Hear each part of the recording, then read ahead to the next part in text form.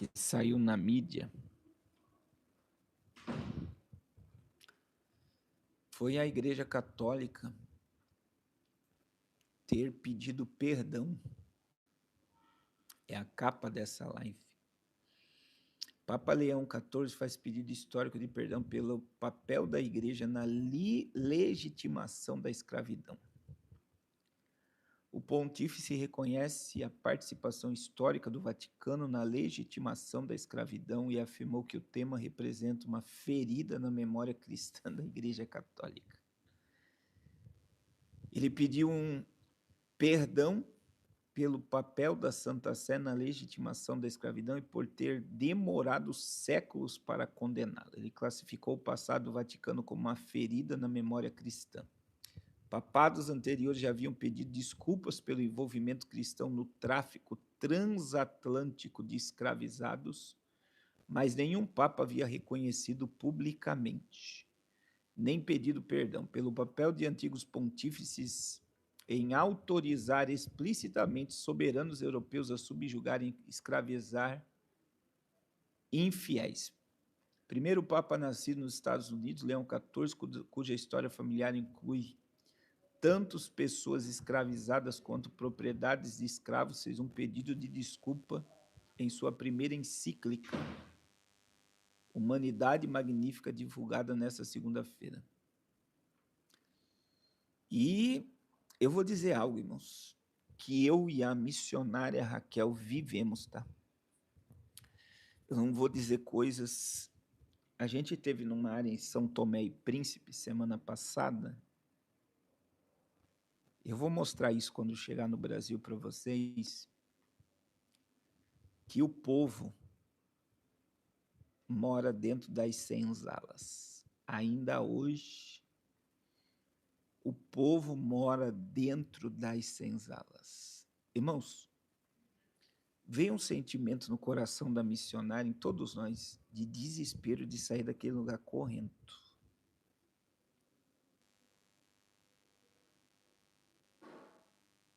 Sair correndo. Por que sair correndo daquele lugar, irmãos?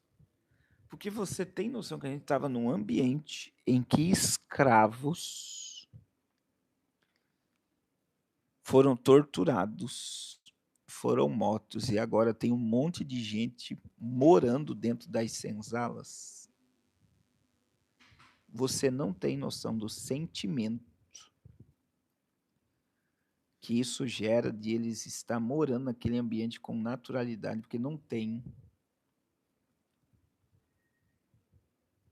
Não tem. Eu digo assim, irmãos, é triste demais. Porque para eles é natural morar naquele lugar. É um ambiente escuro, você vê que dentro é muito escuro. É muito escuro. Deus abençoe, pastor André. Eu não esqueci do senhor, vou ligar para o senhor para a gente conversar. Então, a Igreja Católica reconhecer isso publicamente. Por que eu estou dizendo isso? Porque quem dominou São Tomé e Príncipe até 1975 foi os portugueses e a Igreja Católica.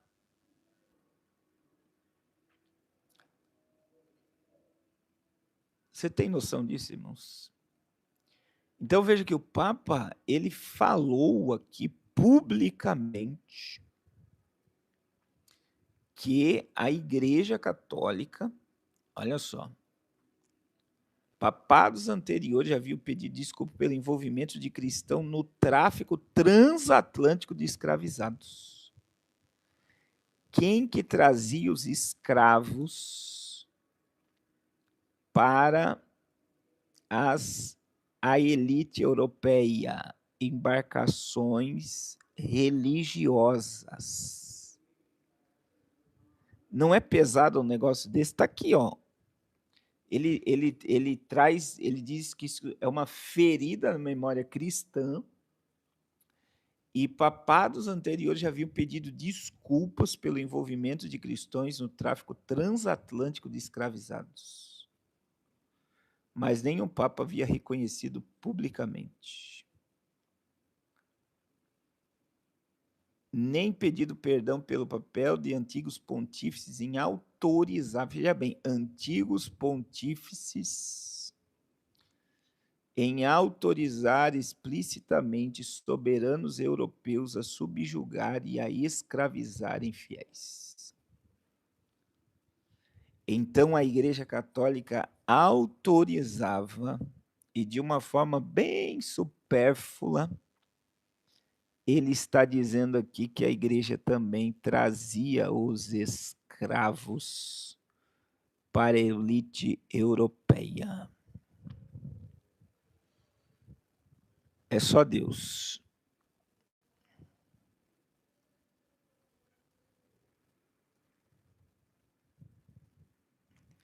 Olha só, tem lugares, né? A irmã Miriam está dizendo que já teve no interior de São Paulo, né? Uma fazenda.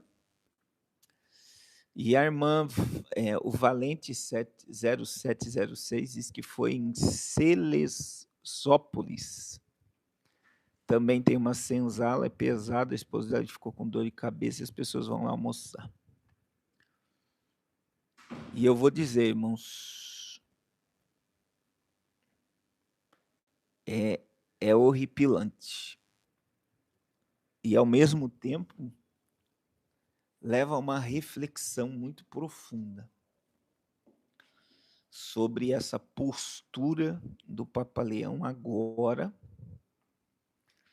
nesse momento em que nós estamos vivendo aí a busca, né? Eles estão a uma busca, uma procura por uma unidade religiosa com os muçulmanos e com judeus, e essa procura que eles estão é assombrosa. Mas eu digo para vocês que isso mexe com estruturas. Tudo tem um objetivo. Hoje eu estava estudando, né, sobre o filme, fiz alguns vídeos sobre o filme 1984. E uma das teses do filme, do livro 1984, é que quem domina o passado, quem tem acesso à história passada, consegue também dominar o futuro. Quem domina o passado, domina o futuro, porque se cria narrativas. E é muito interessante, irmãos, quando você estuda sobre como o mundo ele foi dominado e levado a uma escravidão. E hoje eu estava meditando algo, viajar e conhecer países e histórias nos leva a pensar muito na vida. E eu falei algo, irmãos, eu não sei se você vai pensar como eu, mas, por exemplo, lá em Quilenda, onde a gente levou luz para as casas,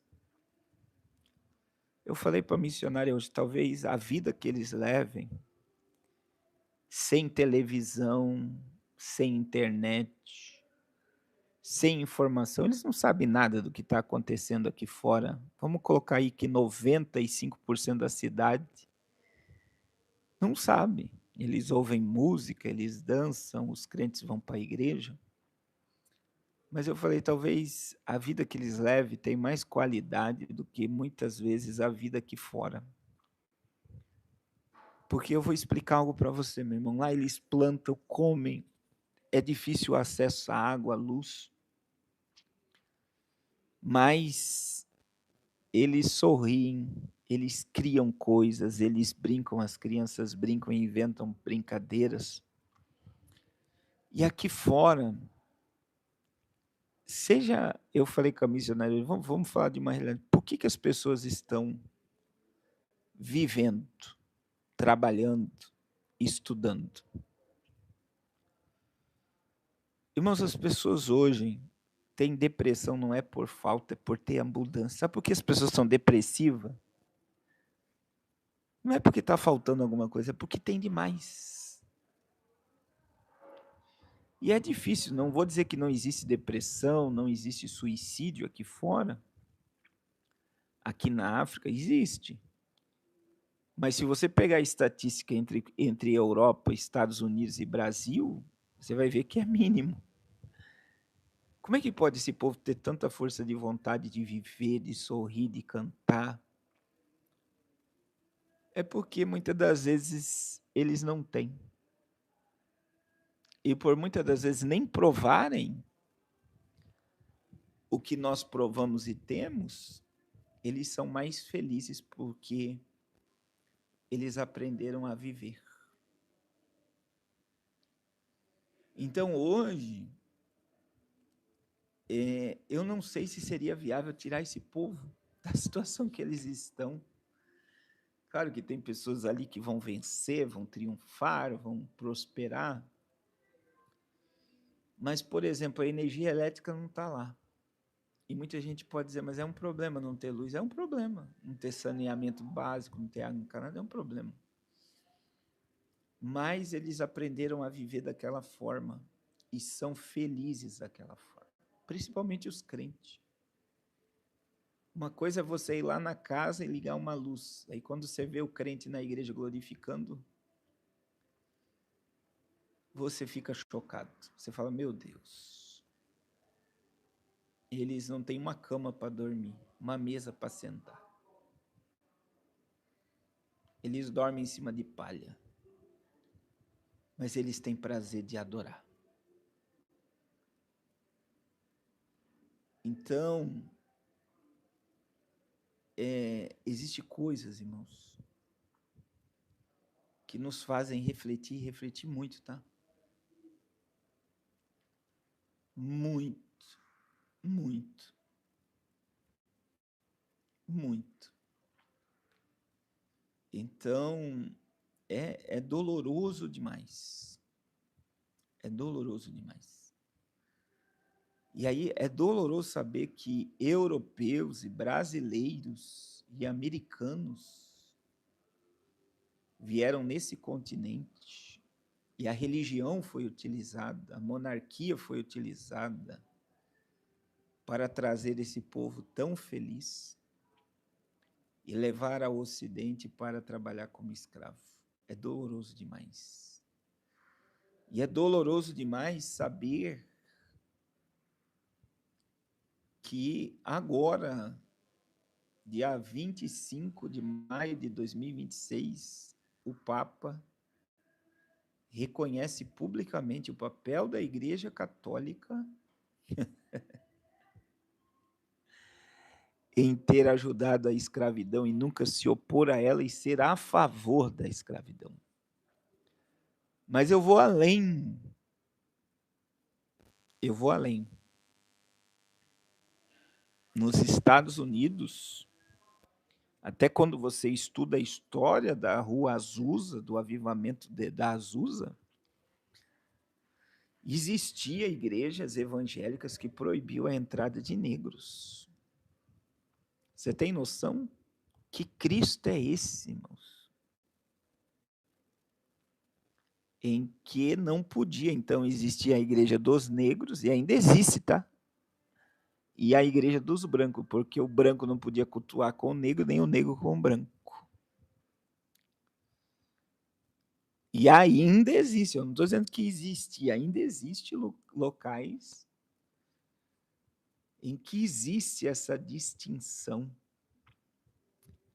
E quando nós olhamos biblicamente para tudo isso, a gente precisa entender, compreender que quando Deus olha do céu à terra, Deus não vê cor, Deus não vê situação financeira, classe A, B, C, D. Deus não vê nada disso, irmãos. Quando Deus olha do céu à terra, Deus só vê dois povos: os salvos e os que precisam de salvação. Os salvos e os que precisam de salvação. E você sabe que saiu um arquivo aí também que eles abafaram a história da Madre Teresa de Calcutá.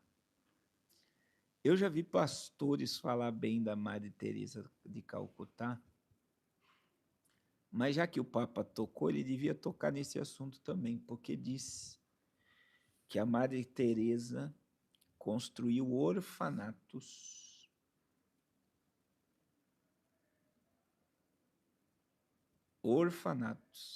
não para salvar crianças, mas para levar as crianças para a elite europeia e para o Vaticano.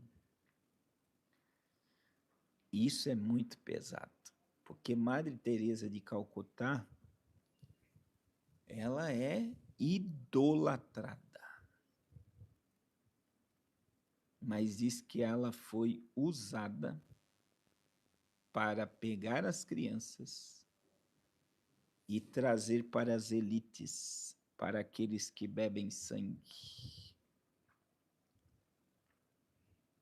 E agora, se o Papa abriu... Isso é uma brecha, irmãos.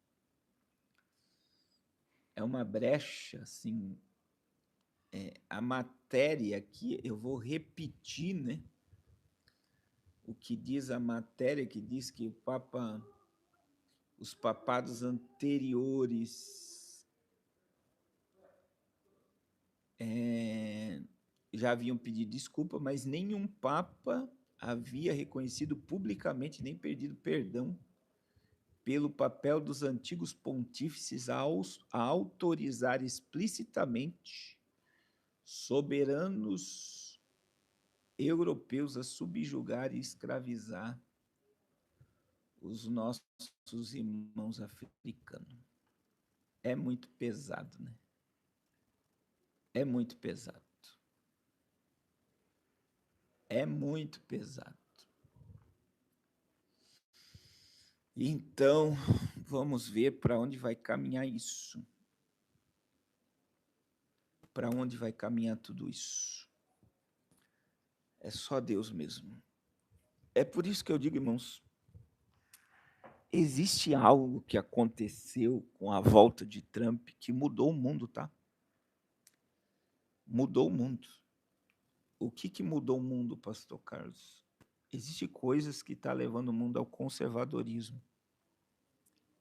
Eu disse isso também, irmão Júlio, eu falei isso sobre os cristãos e as igrejas que não permitiam negros. Eu não estou tirando os evangélicos fora disso, não. Eu estou dizendo que todos estão na mesma. E a gente vê que o mundo ele pendeu para um conservadorismo